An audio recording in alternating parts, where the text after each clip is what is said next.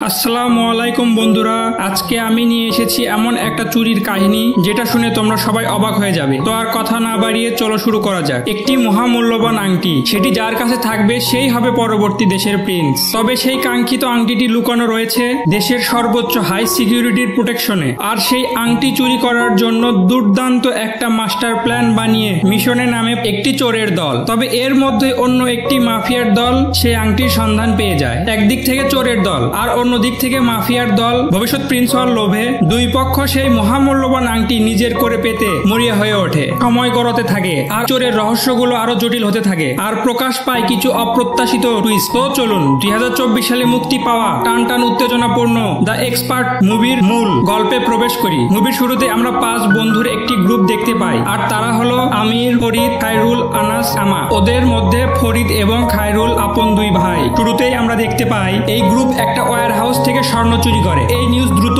সংবাদ মাধ্যমে ছড়িয়ে পড়ে যে প্রায় 40 মিলিয়ন টাকার স্বর্ণ চুরি হয়ে গিয়েছে। বলতে গেলে মালয়েশিয়ার ইতিহাসে এটা সব থেকে বড় ডাকাতি ছিল। কিন্তু আমরা জানি না এর পরবর্তীতে কি হয়েছিল, কারণ এরপর মুভির দৃশ্যপট শিফট করানো হয় 10 বছর পরে। এতগুলো বছর পর এক সন্ধ্যায় এই গ্রুপটি সবাই অর্থাৎ 5 বন্ধু একসঙ্গে ডিনার করতে মিলিত হয়। এখানে আমরা জানতে পারি এতদিনে আমির একজন নৃত্যশিল্পী হয়ে গিয়েছে। সে একজন বয়স্ক মহিলার সঙ্গে নিজে ভিডিও করে এবং সোশ্যাল মিডিয়ায় পোস্ট করে। আসলে অমি নৃত্যশিল্পী হিসেবে খুব জনপ্রিয় হতে চায়। এখানে আমরা জানতে পারি খায়রুল 10 বছর পর আজকে জেল থেকে মুক্তি পেয়েছে। তবে সেই গোল্ড রবারি নয়, বরং অন্য একটা কেসে সে জেলে গিয়েছিল। ঠিক কি কারণে এত বছর জেল হয়েছিল তা আমরা পরবর্তীতে জানতে পারবো। জেল থেকে মুক্তি পেয়ে খায়রুল তার সঙ্গীদের একটা গুড নিউজ দেয়। আসলে সে জেলের ভিতর শুনতে পেয়েছে যে অনেক মূল্যবান জিনিসপত্র বিদেশ থেকে ইম্পোর্ট হয়ে এসেছে আর অনেকেই তা চুরি করার পরিকল্পনা শুরু করে দিয়েছে। তো এই কথা শুনে এই গ্রুপের লিডার অর্থাৎ ফরিদ বলে, ভাই তুমি কেবল আজকেই ছাড়া পেয়েছো আর আমরা সবাই 10 বছর আগেই চুরি করা ছেড়ে দিয়েছি, তাই তুমি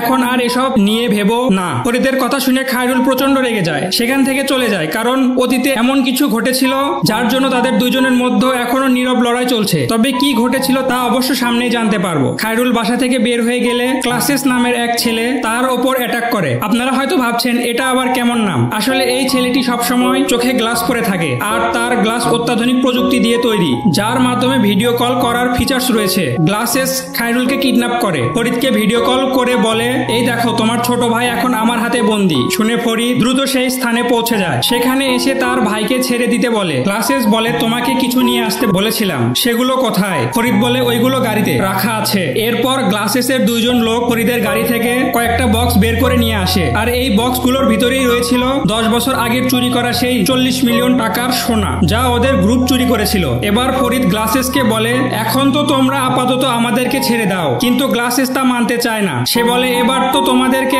আমার হয়ে আরো একটা কাজ করে দিতে হবে। ফরিদ বলে, আমি তো সেই কবেই চুরি করা ছেড়ে দিয়েছি। তবে গ্লাসেস ফরিদের কথা শোনে না। সে হুমকি দিয়ে বলে তার এই কাজটি করে না দিলে এর ফলাফল ভালো হবে না। সে ফরিদকে একটা রিমোট দেখায় আর একটু পরে রিমোটের বাটন প্রেস করলে সঙ্গে সঙ্গে ফরিদের গাড়ি ব্লাস্ট হয়ে যায়। এবার গ্লাসেস বলে, দেখেছো আমি চাইলেই ঠিক কি কি করতে পারি। গাড়িতে বোমা ছিল, কিন্তু অথচ তুমি নিজেই জানো না। তোমার হাতে এখন 3 দিন সময় রয়েছে। এরপর এই চুরি নিয়ে মিটিং করার জন্য ফরিদ তার গ্রুপের সবাইকে ডাকে আর গ্লাসেসের দেওয়া কাজের ব্যাপারে তাদের জানায়। সাথে এটাও জানায় কাজটি না করলে তারা ভীষণ রকম সমস্যায় পড়বে। ফরিদ বলে, 5 আইভেরি নামের একটা গ্যাং টিমের প্রধান ছিল রেহমান মোস্তফা নামের এক ব্যক্তি। হোটেল ব্যবসা থেকে শুরু করে বিভিন্ন অবৈধ ব্যবসার জন্য সে সবসময় পুলিশের চোখে ফাঁকি দিয়ে চলতো। কিন্তু 2 সপ্তাহ আগে তার মৃত্যু হয়েছে আর তারপর তার সমস্ত সম্পদের উত্তরাধিকারী হবে তার একমাত্র ছেলে বাশির। সব ক্ষমতাও এখন তার হাতে। তবে অফিসিয়ালি এখনো বিষয়টি সম্পূর্ণ গোপন রাখা হয়েছে। আর 3 দিন পর প্যালেস হোটেলে একটা অনুষ্ঠানের মাধ্যমে এই নিউজটি অফিসিয়ালি অ্যানাউন্সমেন্ট করা হবে। সেই সময় বাশিরকে তাদের খানদানি আংটি পরানো হবে আর এই আংটি চুরি করার কাজটাই দেওয়া হয়েছে ফরিদ ও তার গ্রুপকে। তখন এমা জিজ্ঞেস করে, এত গুরুত্বপূর্ণ কাজ থাকে শুধুমাত্র একটা আংটি চুরি করার জন্য আমাদেরকে কেন ডাকা হয়েছে? এখন ফরিদ বলে, এটা গুরুত্বপূর্ণ নয় যে আংটিটা মূল্যবান কিনা, বরং দেখার বিষয় হলো এই আংটিটি আসলে রাজা হওয়ার প্রতীক। আর সে আরো বলে, বশির এবং মোস্তফা ছাড়াও তোমাদেরকে আরো 2 জন ব্যক্তি সম্পর্কে জানতে হবে। প্রথম জন হলো মিরান্ডা, যে দুনিয়ার সবার কাছে কেবলমাত্র একজন হোটেল ম্যানেজার, কিন্তু সকল অবৈধ কাজকে বৈধ দেখাতে হয় ওনার কাছ থেকে। ওনার থেকে কেউ আর এই কাজটা ভালো জানে না। আর দ্বিতীয় জন হলো জাফর, সে সম্পর্কে বশিরের চাচা। এই জাফর 5 আইভেরি গ্যাং এর সব আন্ডারগ্রাউন্ড ট্রেডিং পরিচালনা পরিচালনা করে। তো অনুষ্ঠান শুরু হওয়ার পূর্বে আংটিটি একটি হোটেলে নিয়ে আসা হবে, আর সেটি ওই হোটেলের বিশেষভাবে তৈরি করা একটি ভল্টের ভিতর রাখা হবে। সেখানে সিকিউরিটি সিস্টেম খুবই হার্ড। ভল্টে যেতে হলে লিফট পর্যন্ত পৌঁছানোর জন্য মাত্র একটা করিডোর রয়েছে, আর তাছাড়াও লিফটের ফ্লোরটিও ছিল প্রেসার সেন্সিটিভ। আর যখন কেউ লিফটে প্রবেশ করে তখন 5 সেকেন্ডের জন্য কাউন্টডাউন শুরু হয়। এটা বন্ধের জন্য একটা পাসওয়ার্ড দরকার, এটা শুধু যেটা সিকিউরিটির হেড মিজান জানে। যদি 5 সেকেন্ডের ভিতর পাসওয়ার্ড দেওয়া না হয় তবে সিকিউরিটি অ্যালার্ম অ্যাক্টিভেট হয়ে যাবে। আবার যদি সঠিক পাসওয়ার্ড দিয়ে বেসমেন্ট পর্যন্ত চলেও যাও তখন গার্ডের মুখোমুখি হতে হবে, আর তাদের কাছে রয়েছে বন্দুক। যেভাবেই হোক আমাদের গার্ডের কাছ থেকে বন্দুক ছিনিয়ে নিতে হবে, তাহলে আমরা ভল্ট পর্যন্ত পৌঁছাতে পারবো। এরপর ভল্ট খোলার জন্য আমাদের মিরান্ডার ফিঙ্গারপ্রিন্ট দরকার পড়বে। এটা শুনে আমির বলে, fingerprint, access card, pressure sensitivity, floor, তার ওপর আবার কার্ড, এভাবে ভল্টে প্রবেশ করাটা খুবই কঠিন হয়ে যাবে। তখন ফরিদ বলে, তোমরা কি ভুলে গেছো একসঙ্গে যতগুলো কাজ করেছি সবকিছুতেই সফল হয়েছি, কোনো বারই আমরা ফেল করিনি। পরের দিন থেকে সবাই এই মিশন সাকসেসফুল করার জন্য যে যার কাজে লেগে পড়ে। সর্বপ্রথম খায়রুল একটা হোটেলে পার্সেল নিয়ে যায়, আর পার্সেল দেওয়ার বাহানায় ওই হোটেলের বাহিরে একটা গাড়িতে বসে হোটেলের ওপর নজর রাখতে শুরু করে। আর সে খেয়াল করে বশিরের আংটিটি রিসাইজ করার জন্য পাঠানো হচ্ছে। আমির সেই হোটেলে শেখদের মতো সেজে পৌঁছে যায়। সে মিরিন্ডার বোনের সঙ্গে ধাক্কা খাওয়ার অ্যাক্টিং করে, ওর থেকে মিরিন্ডার ডায়েরি চুরি করে নেয়, যেখানে মিরান্ডার রেগুলার রুটিন লেখা রয়েছে। আমির মিরান্ডার রুটিন ভালোভাবে চেক করে যাতে সে কোনো একভাবে মিরান্ডার ফিঙ্গারপ্রিন্ট চুরি করতে পারে। এমনকি সে মিজানের সিকিউরিটি চাবির কপি বানিয়ে নেয়। মিরান্ডার সম্পর্কে খোঁজ নিয়ে আমির জানতে পারে মিরান্ডার ড্যান্স খুব পছন্দ করে। এদিকে আমির তো বেশ ভালো ড্যান্সার, ওইদিকে আনাস সিসি ক্যামেরা হ্যাক করে ফেলে, কারণ ওই হোটেলে 500 এর বেশি ক্যামেরা লাগানো হয়েছে। সেখানে এমা একটি সুন্দর হোয়াইট কারের ব্যবস্থা করে। সাধারণত এই ধরনের গাড়ি বড় লোকরা ইউজ করে, কারণ তারা এখন এত দামি গাড়ি নিয়ে হোটেলে যাবে, সহজে কেউ তাদের ওপর ডাউট ফিল করবে না। আর ভল্টের তালা ভাঙ্গার দায়িত্ব মূলত খায়রুলকে দেওয়া হয়, তাই সে পুরোদমে প্র্যাকটিস শুরু করে। খায়রুল প্র্যাকটিস করার সময় তার অতীতের কিছু কথা মনে পড়ে যায়, যার ফ্ল্যাশব্যাক দেখানো হয়। খায়রুলের বাবা এক রাতে তার ছেলে ফরিদের কাছে সাহায্য চাইতে এসেছিল, কিন্তু ফরিদ তার বাবাকে সাহায্য করে না, কারণ ফরিদের ভাবনা ছিল তাদের বাবা তাদের দুই ভাইকে চুরি করা ছাড়া অন্য কিছু শেখায়নি। তার বাবা কান্না করতে থাকে, আর ফরিদের কাছে সাহায্যের অনুরোধ করলেও ফরিদ আবারও মানা করে দেয়, কারণ তার বাবার ওপর ফরিদের প্রচন্ড বিরক্ত বোধ ছিল। সেই দিন রাতে খায়রুল আড়ালে দাঁড়িয়ে তার বাবা ও ভাইয়ের সকল কথাই শুনেছিল। এরপরে সিন শিফট করে বর্তমানে নিয়ে আসা হয়। এবার আমরা দেখতে পারি আমির ও এমা শেফ সেজে হোটেলে প্রবেশ করে। এখানে মেইন শেফ কোন ডিশ রান্না করলো সেটা প্রথমে মিরান্ডা চেক করে। এইবারের ডিশ মিরান্ডার দারুণ পছন্দ হয়েছে, আর সে শেফকে অনেক প্রশংসা করে। খাবার মিরান্ডার সামনে একটা সাদা পাত্রে সার্ভ করা হয়েছিল। এমা যখনই দেখতে পায় মিরান্ডার ফিঙ্গারপ্রিন্ট ওই পাত্রে লেগেছে, তখনই সে অসুস্থ হওয়ার নাটক করে, আর টেবিলে রাখা খাবারগুলো এদিক ওইদিক ফেলে দিতে শুরু করে। এই কাণ্ড দেখে মিরান্ডা রাগ করে চলে যায়। সে চলে যাওয়ার সাথে সাথে আমির কাপটি নিয়ে নেয় যেখানে মিরান্ডার ফিঙ্গারপ্রিন্ট ছিল। এবার রাতে ফরিদের গ্যারেজে গ্লাসেস এবং তার সঙ্গে কিছু লোক আসে তাদের কাজের আপডেট নেওয়ার জন্য। গ্লাসেস তার চশমা দিয়ে তার ক্লায়েন্টকে ভিডিও কল করে আর ফরিদদের কাজকর্ম দেখায়, আর বলে এই টিমের কাজ অসাধারণ, এরা বেশ ভালোভাবে কাজ করতে পারবে, আর আশা করছি সবকিছু একদম সাকসেসফুল হবে। এরপর গ্লাসেস তার লোকদেরকে নিয়ে সেখান থেকে চলে যায়। অন্যদিকে ফরিদ খায়রুলকে জানায় 10 বছর আগে ঘটে যাওয়া ঘটনার জন্য সে অনুতপ্ত, এই জন্য সে খায়রুলের কাছে ক্ষমা চায়। তখন খায়রুল জানায় সে তার ওপর রেগে, কিন্তু মনের ভিতর যে ক্ষত আছে সেটা কিভাবে মুছবে, আর বলে সেদিন রাতে বাবা তোমার কাছে সাহায্য চাইতে এসেছিল, কিন্তু তুমি তাকে সাহায্য করনি, কিন্তু আমি তাকে পরে সাহায্য করতে গিয়েছিলাম, কিন্তু তুমি যদি শুরুতেই তাকে সাহায্য করতে তাহলে ওই অপ্রত্যাশিত ঘটনা ঘটতো না। এরপরে আমরা দেখতে পারি সিন আবার অতীতে শিফট করানো হয়, আর আমরা দেখতে পাই খায়রুলের বাবা তাকে বলছে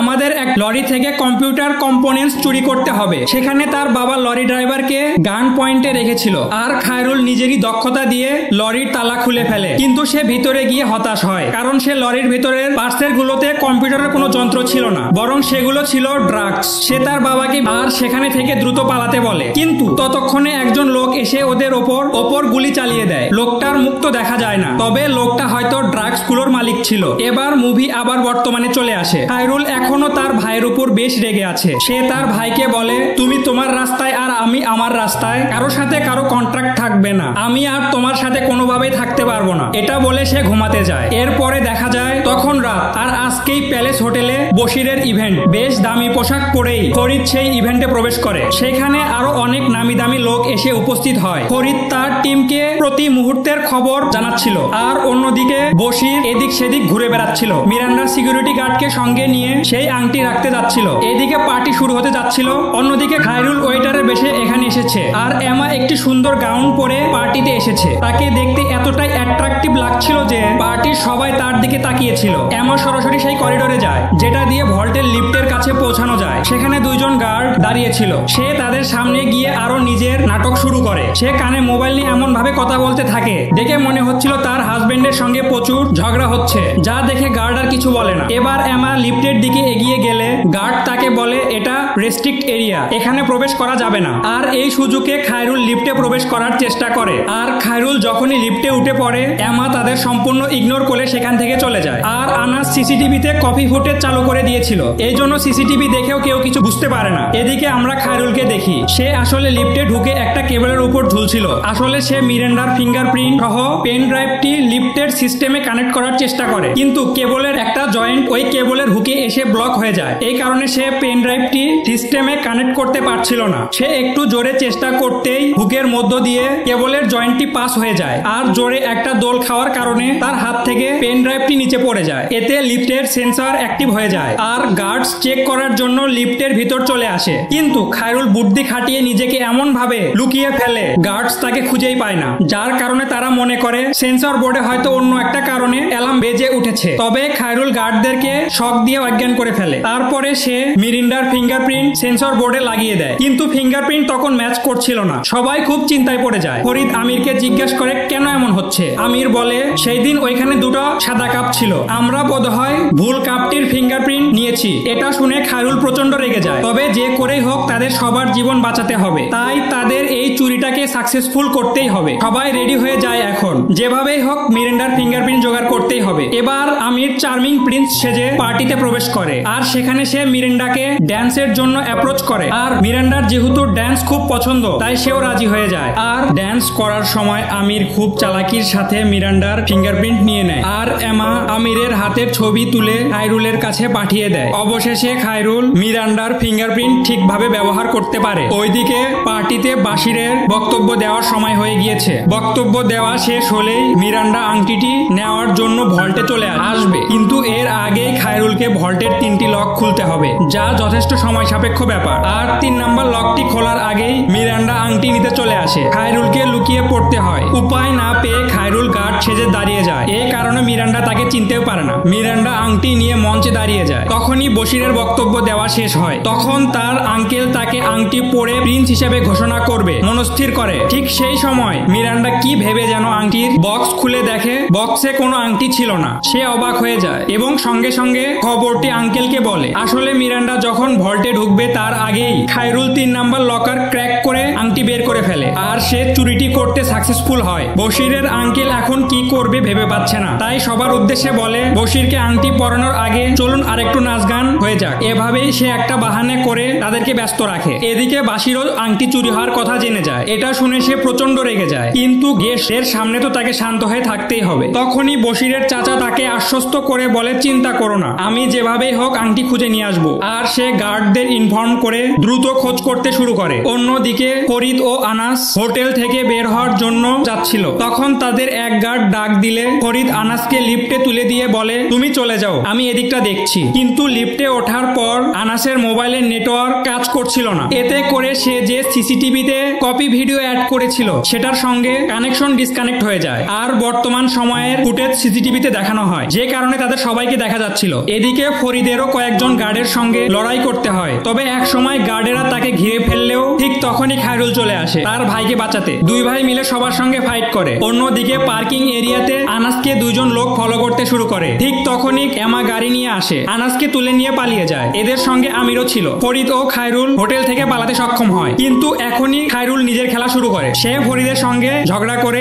আংটি নিয়ে একাই গ্লাসেসের কাছে চলে যায়। এখন মুভির দৃশ্য বিশ্ব অতীতে শিফট করানো হয়। সেদিন রাতে যখন লোকটি গুলি চালাচ্ছিল তখন গুলি সোজা গিয়ে খায়রুলের বাবার শরীরে লাগে। খুব কষ্টে তার বাবাকে নিয়ে জঙ্গলের ভিতরে ঢুকে যায় আর ওই লোককে পুলিশ গ্রেপ্তার করে নিয়ে যায়। তখন খায়রুলের বাবা ছেলেকে বাঁচাতে নিজেই পুলিশের কাছে ধরা দেয়। এত কিছু হওয়ার পর খায়রুলের আর মনোবল ছিল না যে সে তার বাবাকে আর সাহায্য করবে। আর সে সময় সে তার ভাইয়ের উপর প্রচন্ড রেগে যায়। সে ভাবে এখন যদি তার ভাই তাদের সাথে থাকতো তাহলে এসব কখনোই হতো না। এখানে বর্তমানে সিন শিফট করা হয়। ফরিদ তাদের টিমের কাছে এসে সকল কথা বলে দেয় আর খায়রুল গ্লাসেসের গাড়িতে গিয়ে বসে। এরপরই তার মুখ কালো কাপড় দিয়ে বেঁধে গ্লাসেস তাকে নিজের আস্তানায় নিয়ে আসে। আর এখানে এসে খায়রুল আরেকটা ধাক্কা খায়, কারণ সবকিছুর পিছনে আসলে বশিরের চাচাই রয়েছে। এখানে এটা স্পষ্ট হয়ে যায় যে গ্লাসেসের ক্লায়েন্ট আর কেউ না, বশিরের চাচা। আর সেই চুরিটা করিয়েছে কারণ সে চায়নি তার ভাইয়ের মৃত্যুর পর তার ভাইয়ের ছেলে সবকিছুর মালিক হোক। জাফর নিজেই সেই গ্যাং টিমের লিডার হতে চেয়েছিল আর এই জন্য সে অতীতে অনেকবার বশিরকে ফাঁসানোর চেষ্টা করেছে। আর 10 বছর পূর্বে যে লোকটা খায়রুলের বাবার ওপর গুলি, সেটিও বশিরই ছিল। এমনকি সে তাদের দুজনকে চিনত না, কিন্তু জাফর ওই খায়রুলের বাবাকে মিথ্যা সংবাদ দিয়েছিল যে ওই লরিতে কম্পিউটারের কম্পোনেন্টস রয়েছে। আর খায়রুলের বাবা লোভে পড়ে সেটা চুরি করতে যায়। আর এখন জাফর সব সত্যি খায়রুলকে বলে। জাফর এবার খায়রুলকে বলে, এতক্ষণে বুঝে গেছো হয়তো তোমার বাবার মৃত্যুর পিছনে তোমার ভাই নয় বরং আমি জড়িত, তবুও তুমি কিছুই করতে পারলে না। খায়রুল প্রচন্ড রেগে জাফরের লোকের হাত থেকে ছাড়া পাওয়ার চেষ্টা করে, কিন্তু ওদের সঙ্গে পেরে ওঠে না। জাফর তাকে ধরে অনেক অত্যাচার করে আর প্রজেক্টরের সাহায্যে লাইভ ভিডিও দেখায় যেখানে তার ভাই ফরিদ এবং বাকি সঙ্গীদের গ্লাসেস বন্দি করে ওদের ফায়ারিং করছে। তার এখন কিছুই করার ছিল না। দুইজন লোক তাকে শক্ত করে ধরে রেখেছে। এ সময় গুলির আওয়াজ হয় আর জাফর পিছনে ঘুরে দেখে খায়রুল নিজেকে মুক্ত করে নিয়েছে আর গুলিটি চালিয়েছে বাশির। বাশির এখন তার চাচা সম্পর্কে সবকিছু জেনে গেছে, এই জন্য তার লোকজন নিয়ে এখানে চলে এসেছে। তাকে তার চাচার ব্যাপারে সবকিছু জানিয়েছে ফরিদ। বাশির সবকিছু শুনে নিজেকে কন্ট্রোল না করতে পেরে এলোপাথারি গুলি ছোড়ে, একের পর এক সবাইকে মেরে ফেলে। একটা গুলি এসে জাফরের বুকে লাগে, কিন্তু সে কোনোভাবে সেখান থেকে পালানোর চেষ্টা করে, তবে খায়রুল এসে তাকে ধরে ফেলে। এরপরে সে জাফরের বুকে শুট করে সে তার বাবার প্রতিশোধ নেয়। তখন সে মারা যায়নি। ফরিদকে জীবিত দেখে জাফর এটা ভেবে অবাক হয় যে তারা কিভাবে মুক্তি পেল। আসলে ফরিদ তার পুরনো বন্ধুর সঙ্গে যোগাযোগ করেছিল যে তার লোকদের নিয়ে এসে শুরুতেই গ্লাসেস ও তার সঙ্গীদের মেরে ফেলে। এরপরে গ্লাসেসের চশমা পরে ভিডিও কল করে এবং তাকে দেখায় যে তারা ফরিদ ও তার সঙ্গীদের ওপর ফায়ার করছে। এরপর সেখানে বশির চলে আসে আর ফরিদ আংটিটি বশিরের হাতে দিয়ে দেয়, তার সঙ্গীদের নিয়ে চলে যায়। আর বশির পুনরায় জাফরকে শুট করে তার মৃত্যু কনফার্ম করে। ফরিদ এবার তার ভাই খায়রুলকে বলে যে সেও আসলে তার বাবাকে ভীষণ ভালোবাসতো। তার বাবা খারাপ কাজ করত, তাই সে বাবাকে পছন্দ করত না। তবে যে রাতে ফরিদের কাছে তার বাবা সাহায্য চাইতে এসেছিল সে না করেও সেটার জন্য অনুতপ্ত হয়। এজন্যই পরের রাতে ফরিদও সেখানে গিয়েছিল যেখানে খায়রুল ও তার বাবা গিয়েছিল, কিন্তু ফরিদের সেখানে যেতে অনেক দেরি হয়ে যায়। সেখানে পৌঁছানোর আগে তার বাবা মারা যায় আর ততক্ষণে পুলিশ এসে লাশ নিয়ে চলে যায়। এরপর ফরিদ যখন খায়রুলকে বাঁচাতে যায় তখন তার যাওয়ার আগেই পুলিশ এসে খায়রুলকে গ্রেপ্তার করে আর সেই কারণে সে আজও অনুতপ্ত। সবকিছু শুনে খায়রুল তার ভাইকে ক্ষমা করে দেয়। এবার ফরিদের সেই পুরনো বন্ধু আসে যে গ্লাসেসের থেকে তাদেরকে বাঁচিয়েছিল